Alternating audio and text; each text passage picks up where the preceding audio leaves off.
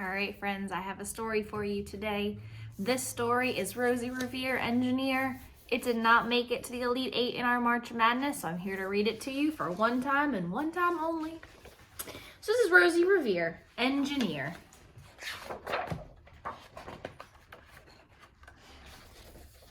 Ooh, get on the page. There we go. This is the story of Rosie Revere, who dreamed of becoming a great engineer. In Lila Greer's class at Blue River Creek, young Rosie sat shyly, not daring to speak. Can you find her? The one not daring to speak. But when no one saw her, she peeked in the trash for treasures to add to her engineer's stash. And late at night, Rosie rolled up her sleeves and built in her hideaway under the eaves. Alone in her attic, the moon high above, dear Rosie made gadgets and gizmos she loved. And when she grew sleepy, she hid her machines far under the bed where they'd never be seen. When Rosie was young, she had not been so shy.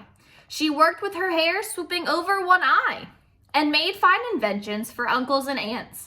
A hot dog dispenser, and helium pants.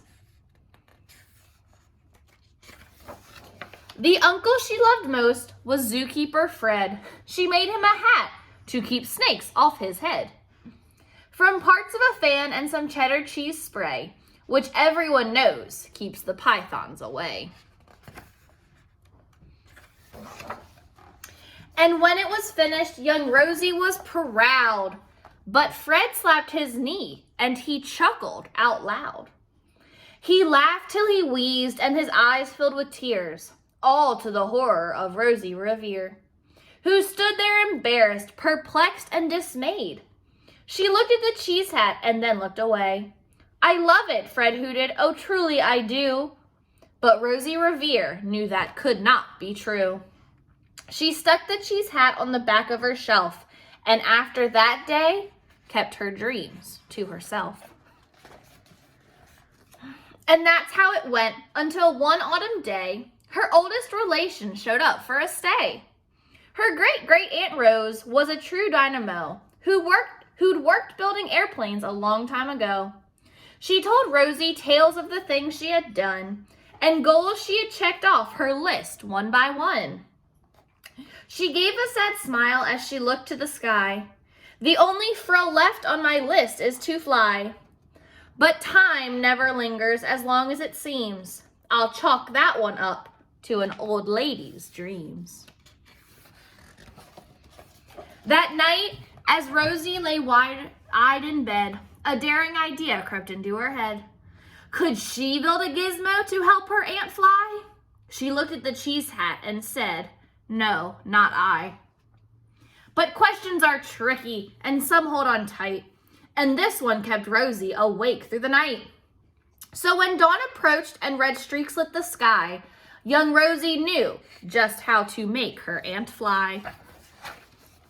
She worked and she worked till the day was half gone, then hauled her cheese copter out onto the lawn to give her invention a test just to see the ridiculous flop it might turn out to be.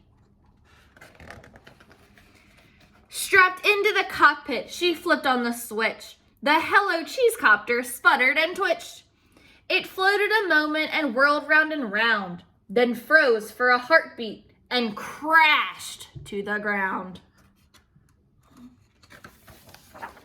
Then Rosie heard laughter and turned round to see the old woman laughing and slapping her knee.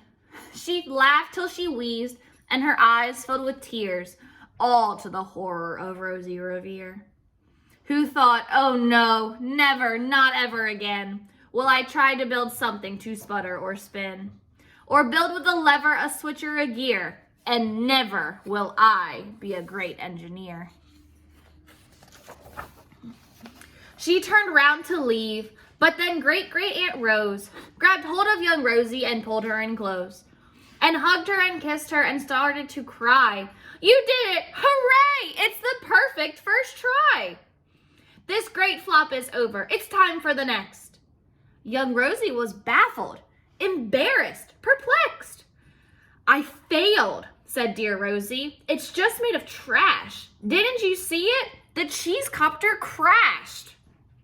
Yes, said her great aunt. It crashed, that is true. But first, it did just what it needed to do. Before it crashed, Rosie, before that, it flew.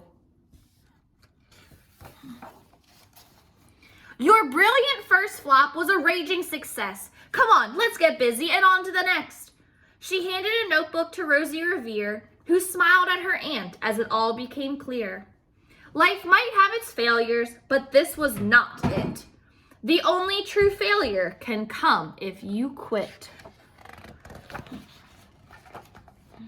They worked till the sun sneaked away to its bed. Aunt Rose tied her headscarf around Rosie's head and sent her to sleep with a smile ear to ear, to dream the bold dreams of a great engineer.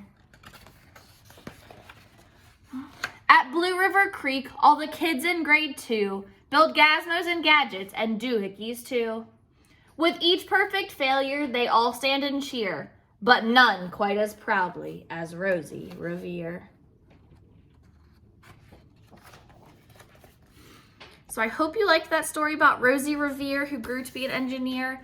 And just remember that even if your first try fails, try again. The only real failure is if you quit. I hope you liked it.